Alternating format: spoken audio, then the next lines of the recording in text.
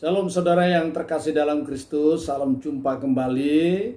Dalam kesempatan ini saya akan melanjutkan pembahasan kita tentang keselamatan, yaitu bagian yang keempat. Nah, setelah saya sampaikan keselamatan bagian yang pertama bahwa kita telah menerima hidup yang kekal dalam Kristus Yesus. Kemudian yang berikutnya kita dilepaskan dari hukuman dosa dan hukum dosa. Kemudian yang ketiga, kita dilepaskan dari segala macam kutuk. Dan bagian yang keempat ini yang penting, bahwa kita menerima jaminan untuk masuk ke dalam kerajaan surga. Sebelum saya melanjutkan ini, mari kita berdoa lebih dahulu. Bapa, terima kasih, bersyukur untuk hari ini. Dan sebentar kami akan membahas tentang anugerah keselamatan yang kami terima di dalam Engkau, yaitu kami menerima kepastian untuk masuk ke dalam kerajaan surga. Memberkati hamba-Mu dan seluruh umat Tuhan yang akan mendengarnya. Di dalam nama Tuhan Yesus, haleluya, amin. Saudara yang kasih dalam Tuhan, surga adalah hal yang paling dirindukan oleh setiap orang, ya. Dan begitu banyak orang berambisi untuk masuk surga dengan caranya masing-masing, ya. Nah, itu urusan mereka.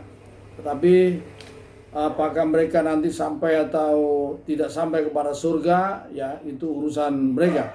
Tetapi kita yang di dalam Kristus Yesus, puji nama Tuhan, bahwa di dalam Kristus Yesus kita telah menerima kepastian untuk masuk ke dalam surga.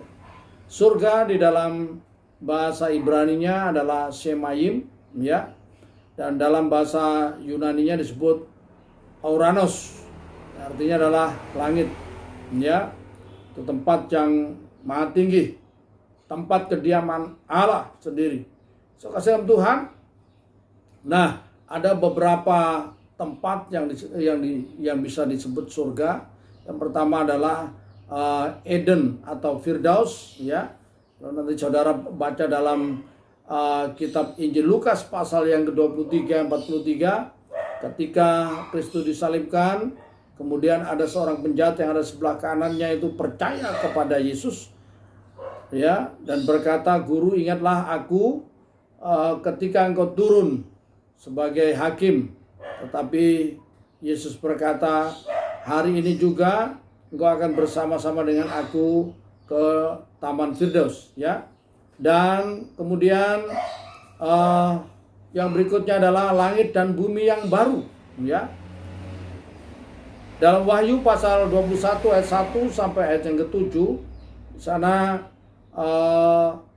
Rasul Yohanes menerima pewahyuan bahwa Tuhan akan menciptakan langit dan bumi yang baru bagi setiap orang yang percaya kepadanya.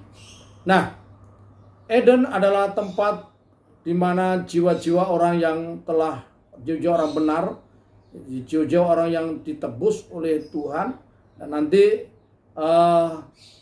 menjelang kedatangan Tuhan yang kedua kali, maka sebagian daripada jiwa-jiwa itu akan dibangkitkan, yaitu orang-orang layak untuk itu, dan akan ikut memerintah bersama dengan Tuhan dalam kerajaan 1000 tahun damai di muka bumi ini. Dan setelah selesai masa kerajaan 1000 tahun damai, maka langit dan bumi ini akan berlalu, dan setelah masa penghakiman, maka Tuhan menciptakan langit dan bumi yang baru. Dan di situ kita akan tinggal bersama-sama dengan Tuhan selama-lamanya. So, kasih dalam Tuhan, ya. Nah, setiap orang yang telah percaya kepada Kristus Yesus, saya sudah jelaskan bahwa dia menerima hidup yang kekal sebagaimana tertulis dalam Yohanes pasal 3 ayat yang ke-16 itu. Kemudian ia juga menerima hak sebagai anak-anak Allah dalam Yohanes yang tertulis dalam Yohanes pasal yang pertama ayat yang ke-12, dan sebagai anak-anak Allah, maka kita setiap umat percaya boleh menyebut Allah itu sebagai Bapa. Sebagaimana tertulis di dalam Roma pasal yang ke-8 ayat 14 sampai ayat yang ke-16, dan tambahkan lagi juga ayat 17, ya, bahwa kita boleh menyebut Allah itu ya Aba, ya Bapa, karena memang kita adalah anak-anaknya. Dan sebagai anak kita punya hak dan kewajiban hidup sebagai anak-anak Tuhan, ya. Kemudian yang berikutnya, di dalam Kristus Yesus, setiap orang yang percaya kepada Kristus Yesus, ia sudah dipindahkan dari dalam gelap kepada terang. Dalam 1 Petrus pasal yang kedua ayat 9 itu, ya. Dan kita dipindahkan dari dalam maut ke dalam hidup. Dalam hidup yang kekal, ya. Dilepaskan dari kuasa kegelapan dan dipindahkan ke dalam kerajaan Kristus Yesus. Dalam Yohanes pasal yang kelima ayat 24 dan Kolose pasal yang pertama ayat 13 dan ayat 14 itu. Saudara dalam Tuhan, ya. Dan sebagai orang-orang yang sudah dipindahkan dari dalam gelap kepada terang, yaitu dalam kerajaan Allah, dan kita punya hak. Kita punya hak sebagai warga kerajaan surga, warga kerajaan Allah.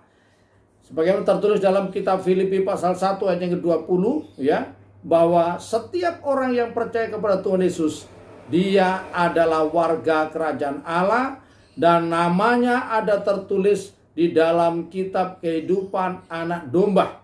Dalam Lukas pasal 10 ayat yang ke-20 itu. Nah, dan setiap orang yang namanya tidak tertulis dalam kitab kehidupan, ini sangat berbahaya. Dalam Wahyu pasal 20 ayat 15, akan dilemparkan ke dalam lautan api siapapun dia. Saudara dalam Tuhan, ya.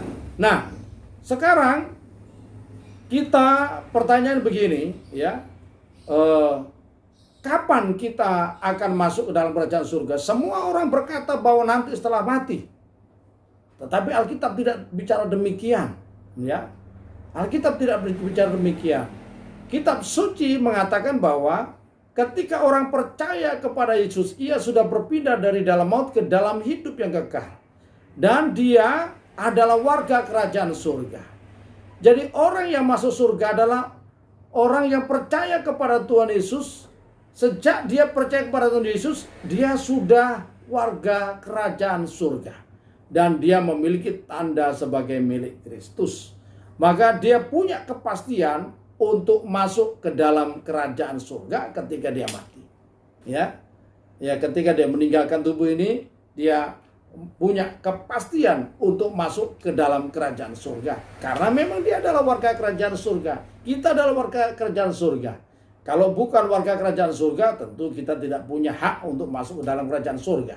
Ya, dan hanya di dalam Kristus Yesus, maka seorang boleh mendapatkan semuanya ini. Ya, mengapakah kita, ya,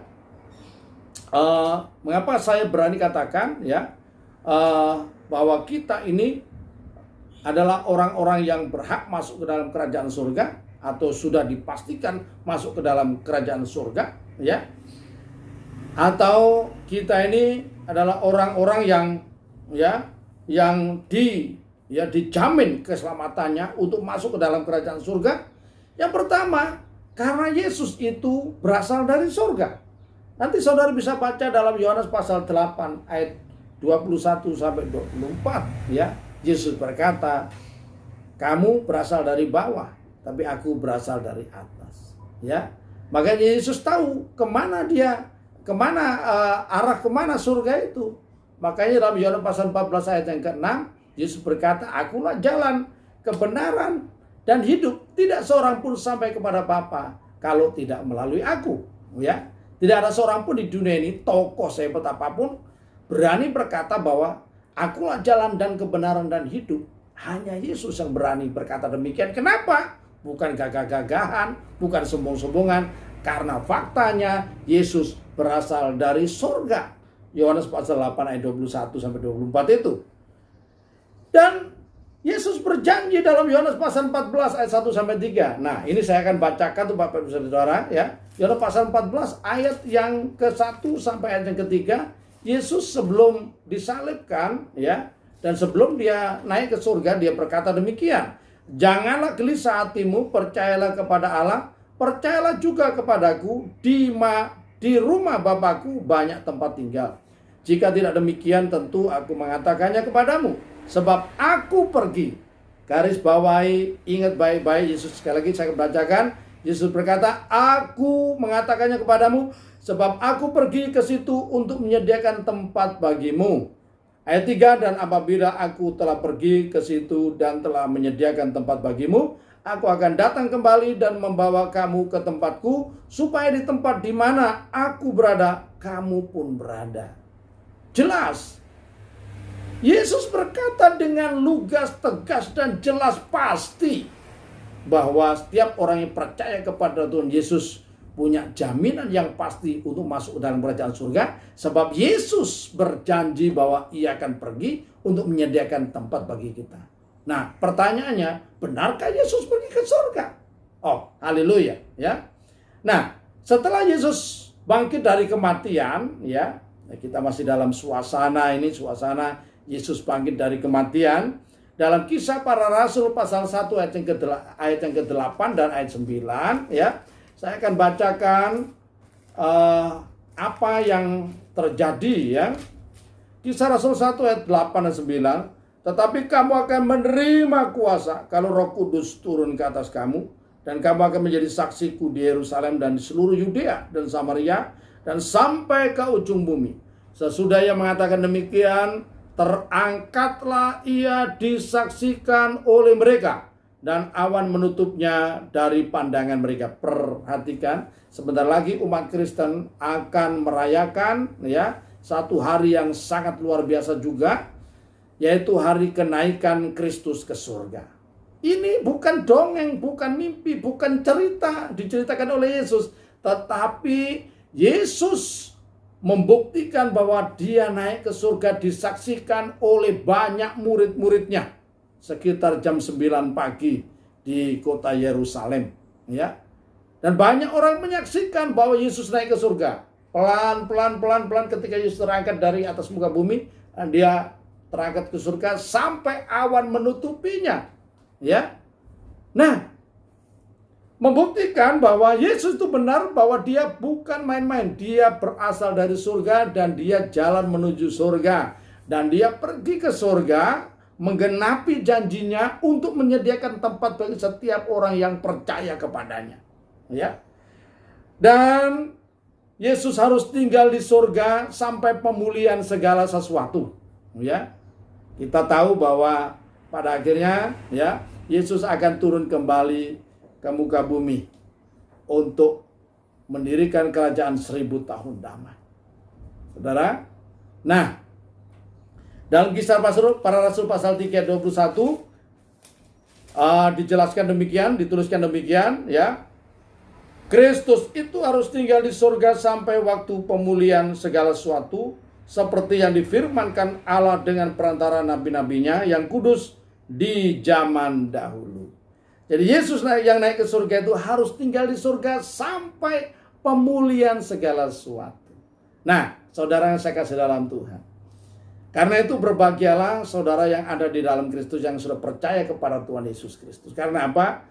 Saudara bukan hanya telah menerima hidup yang kekal, saudara bukan hanya telah dilepaskan dari segala hukuman dan dari